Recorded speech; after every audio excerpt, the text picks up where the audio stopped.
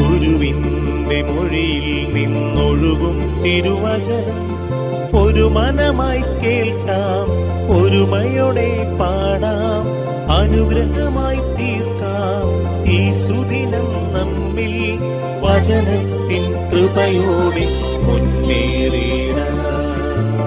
വിശുദ്ധ മത്തായി അറിയിച്ച സുവിശേഷം 10-ാം അധ്യായം 16-ാം തിരുവാക്യം. ഈശോ അരുളി ചെയ്തു, അതിനാൽ നിങ്ങൾ സർപ്പങ്ങളെ പോലെ വിവേകികളും പ്രാവുകളെ പോലെ നിഷ്കളങ്കരുമായിരിക്കുമെൻ.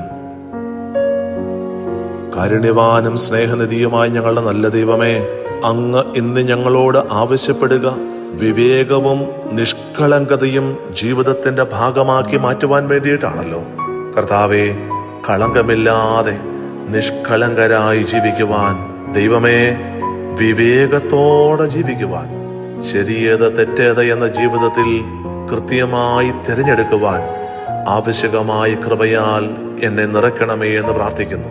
വിവേകിയും നിഷ്കളങ്കനുമായി ഈ ദിവസം ഈ ഭൂമിയിൽ ജീവിക്കുവാൻ ദൈവം തന്നെ അനുഗ്രഹിക്കട്ടെ എന്ന് പ്രാർത്ഥിച്ചുകൊണ്ട് നമ്മുടെ കർത്താവ് ഈശോ മിശിഹായുടെ കൃപയും പിതാവായ ദൈവത്തിന്റെ സ്നേഹവും പരിശുദ്ധാത്മാവിന്റെ സഹവാസവും പരിശുദ്ധ അമ്മയുടെയും നീതിമാനായ മറിയൗസേപ്പിന്റെയും മധ്യസ്ഥവും സകല മാലാഖമാരുടെയും സകല വിശുദ്ധരുടെയും സംരക്ഷണവും നൽകി സർവശക്തനായ ദൈവം നിങ്ങളെ ആശീർവദിച്ച് അനുഗ്രഹിക്കട്ടെ, ഇപ്പോഴും എപ്പോഴും എന്നേക്കും.